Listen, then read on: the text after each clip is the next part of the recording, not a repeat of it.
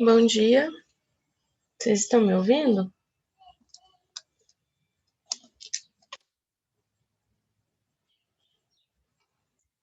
Primeiro C, todo mundo está me ouvindo aí? Bom dia, sim. Ok. Só um minutinho que eu já vou fazer o compartilhamento de tela com vocês, tá?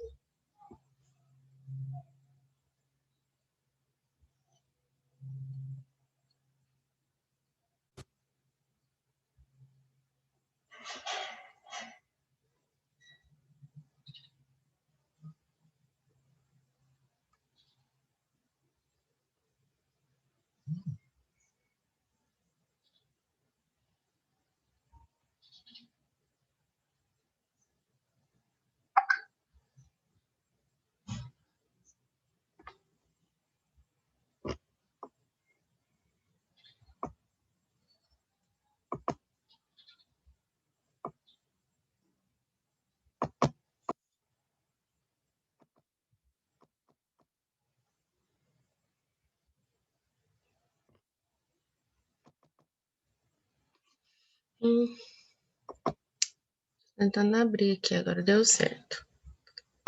Isso.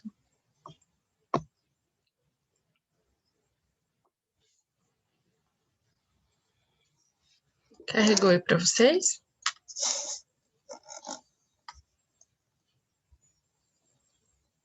Já carregou para vocês?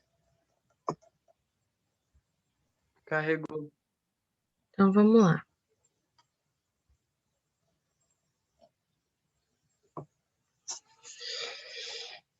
Ainda, né, falando sobre vetor, tá? Grandeza vetorial, esse conteúdo aqui.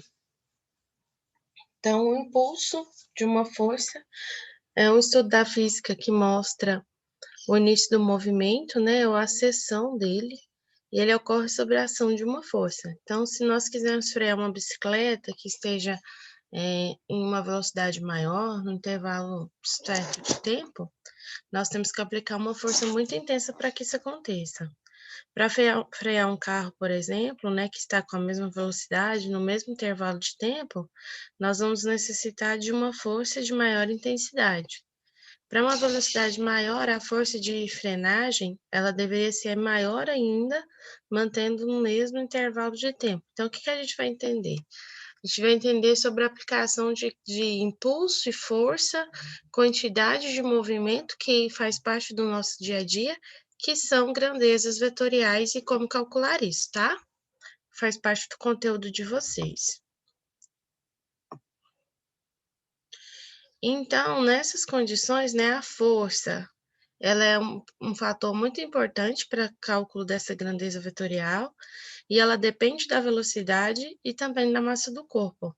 Os mesmos efeitos podem ser obtidos quando a gente considera intervalo de tempo maiores com aplicação de força de intensidade menor. Então, para a gente analisar, né, essas situações de impulso, nós vamos ver duas grandezas, impulso e a quantidade de movimento. Para explicar essas situações onde o tempo de interação, a velocidade, a massa do corpo e a força são aplicadas, elas são grandezas importantes para serem analisadas no fenômeno, tá? Por exemplo, uma cena que já deve ter sido vista por muitos de vocês como, como uma ficção que não tem nenhum compromisso com a verdade científica, que é essas atuações de impulso, de força, de velocidade. E um exemplo citado onde tem massa do corpo, velocidade, impulso e interação do tempo é o exemplo de um filme muito conhecido por muitos de vocês, que é o Superman. Quem aqui nunca assistiu o Superman que está na aula aí presente? Acredito que todos vocês já viram, né? Já assistiram, não já? Então, o Superman ele salva uma pessoa que está caindo, o tempo de interação da sua força é muito pequeno, cerca de segundos. Uma pessoa de massa de 80 quilogramas caindo em uma altura de 100 metros, quando ela está a 40 metros do solo, sua velocidade seria aproximadamente 125 quilômetros por hora. Portanto, para desacelerar essa pessoa, a intensidade da força aplicada seria enorme. Nesse caso, o corpo humano ele não suporta essa desaceleração. Mas isso é um exemplo, né, desse tipo de aplicação dessas três grandezas. A massa do corpo, a velocidade, a força, tá? Velocidade, força, tá bom? Só para vocês verem. Ou seja, na naturalidade, ser humano nenhum conseguiria aplicar uma força como essa. Mas como o Superman é um super-herói, ele consegue, né? O impulso de uma força constante, ela é dada por isso aqui, ó. Tá? Por esse I com um tracinho em cima. Todas as vezes que vocês verem esse símbolozinho de setinha em cima da letra maiúscula, significa vetor, tá? Então, os impulsos mecânicos são situações que sempre nós encontramos no nosso dia a dia. Então, existem eles nos empurrões, nos puxões, nos impactos, nas explosões. Então, existem nessas situações corpos que estão se interagindo. Essa interação, ela dura em um certo intervalo de tempo. Por exemplo, quem aqui já brincou, já participou de uma brincadeira como essa, o cabo de guerra?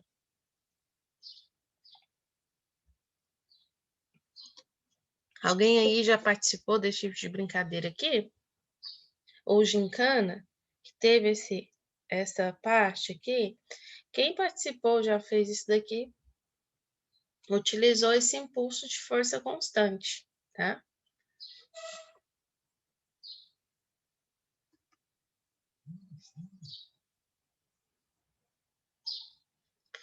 Então, a relação entre a força aplicada e o intervalo de tempo em que ela atuou, que é o impulso, é o que define o valor da velocidade inicial do movimento sem a ação da força, tá? Então, o impulso da força, que tem velocidade inicial e velocidade final, tá? Nesse intervalo de tempo aqui, ó, define o valor da velocidade inicial, tá? Do movimento sem a ação da força. A gente vai ver um exemplo depois. Então, o estudo do fenômeno anterior, né, que é as leis que poderia ser feito através das leis de Newton, para simplificar, né, esse estudo definido de impulso de uma força constante, como produto do módulo dessa força pelo intervalo de tempo, é a mesma que age, é o que a gente estuda aqui, ó. Esse impulso de força constante é igual ao vetor da força vezes a variação do tempo. Então, o impulso é uma grandeza vetorial. Então, ó, o impulso é igual à força constante vezes o intervalo de tempo. Então, o módulo seria esse aqui, ó. Impulso é igual à força vezes o intervalo de tempo. A direção e sentido direção e sentido os mesmos da força, né? E aí a gente calcula o impulso em Newton por segundo.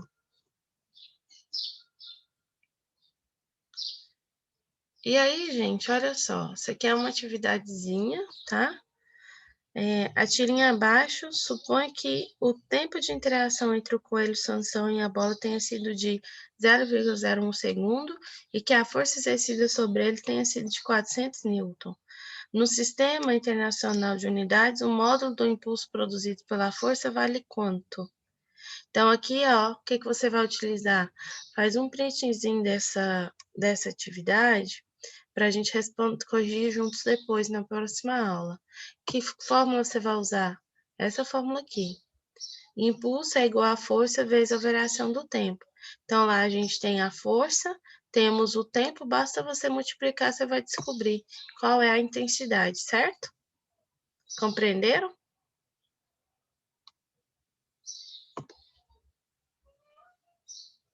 Aqui mais um. Eu vou prosseguir, que depois eu vou fazer esses exercícios com vocês.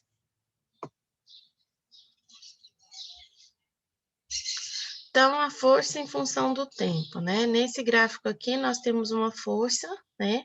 Em um determinado instante. E existe uma propriedade aqui importante, ó. Aqui é a variação do tempo. Essa propriedade vale tanto para a força constante como para forças variáveis, que é a área numericamente, tá? A área que é exercida esse impulso. Então, a área sobre a linha do gráfico é numericamente igual ao impulso sofrido, tá? Então, essa é a interação. A área que representa aqui no gráfico é numericamente igual ao impulso que ocorre. Vocês estão compreendendo?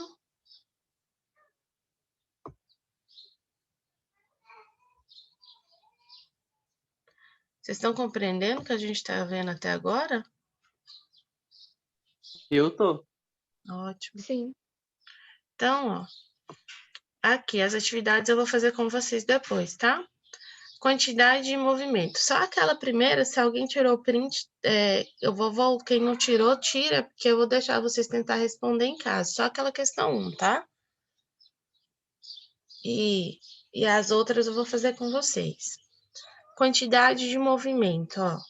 Então, aqui é o vetor, tá? Da quantidade de movimento.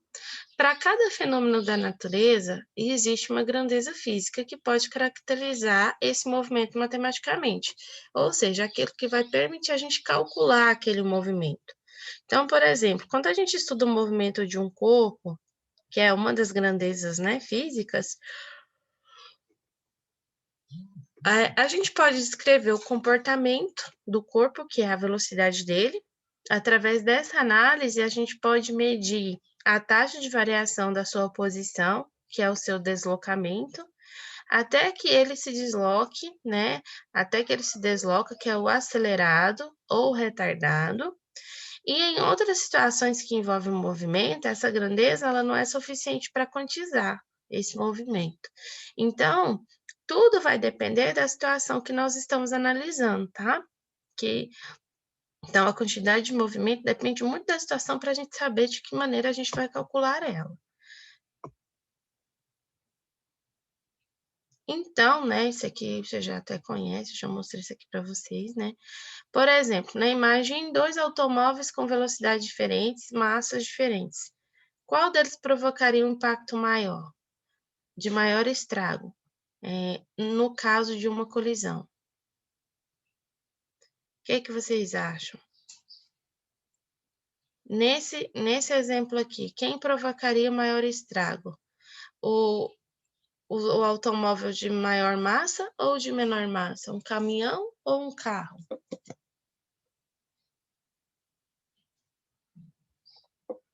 Você tem um caminhão com velocidades diferentes, massas diferentes. Vamos pôr um caminhão e um carro. Qual deles provocaria um maior impacto ou maior estrago no caso de uma colisão?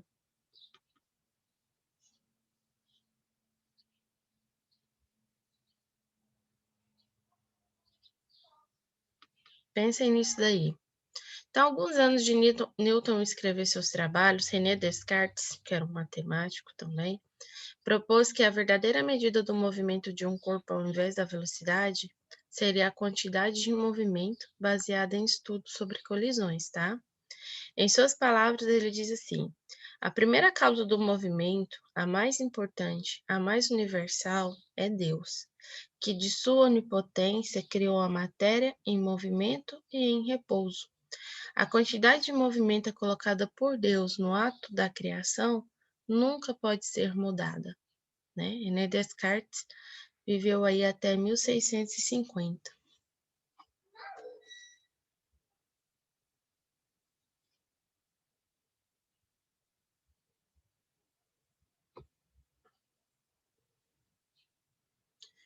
Então, ele explica o que se entende por quantidade de movimento.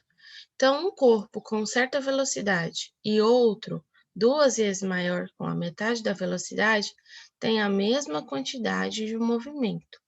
Então, numa linguagem moderna, o que nós temos?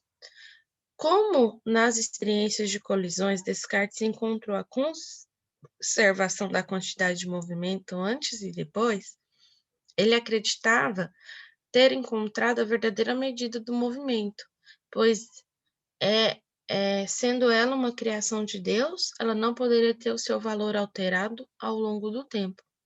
Alguns anos depois, Leibniz discorda de Descartes que o produto da massa do corpo pela velocidade pode ser a medida do movimento ideal. Então, seria o seguinte: a quantidade de movimento tem a mesma direção e o mesmo sentido da velocidade vetorial. E aí chegamos a mais uma fórmula. Quantidade de movimento é igual a massa vezes a velocidade vetorial, tá? Então, a gente chega no conceito de quantidade de movimento ou movimento linear. Segundo o Sistema Internacional de Unidade, quantidade de movimento é calculada em quilogramas por segundo, tá bom? Então, chegamos a mais uma fórmula, tá?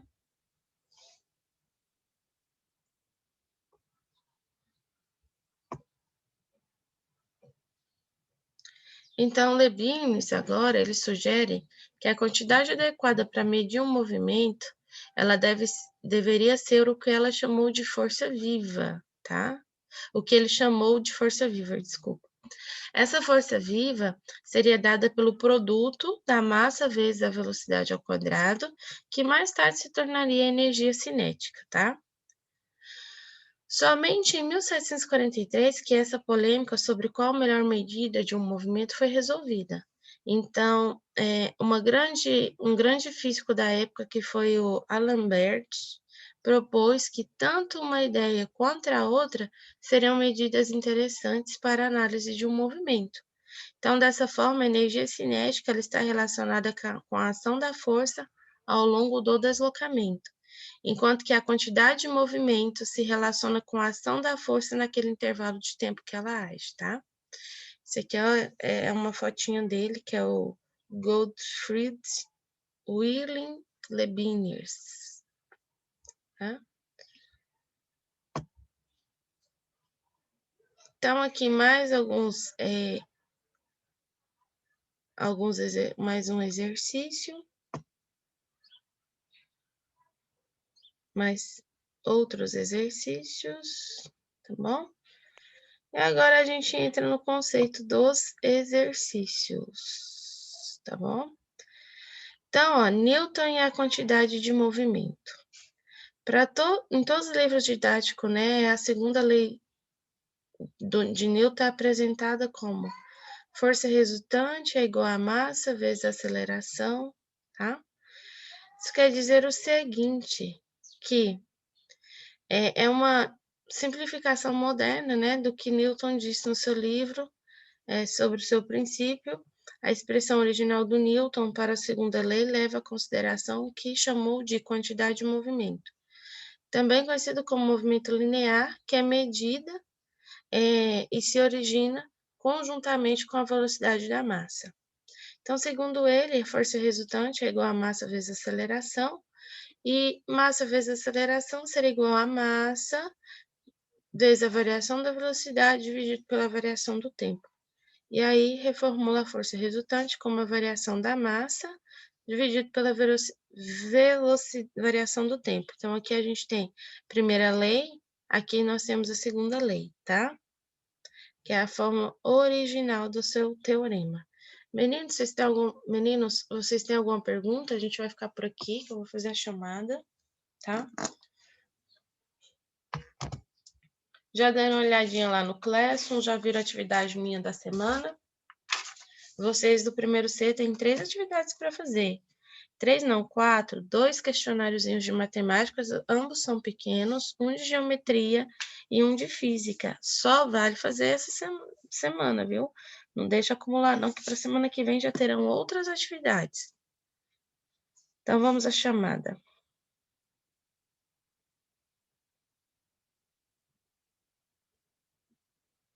Juan, Presente. Giovana.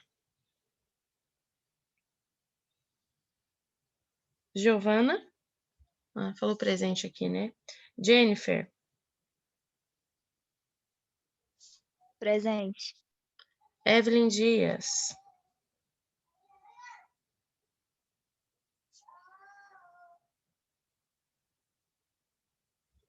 Evelyn Dias. Jackson Emanuel. Presente. Ana Clara. Presente. Esther. Esther. Yara. Yara. Presente. Camila. Presente. Vitor Alexandre. Presente.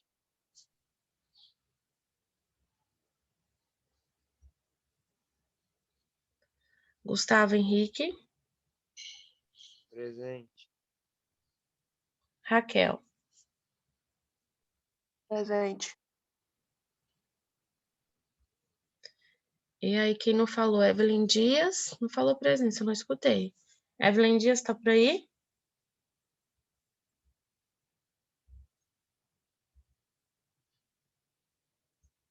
Acho que não tá ouvindo, né? Tô aqui, professora. Ah, tá. Então, meninos, a gente se encontra na quarta aula com matemática, tá bom? Até agorinha. Tchau, tchau.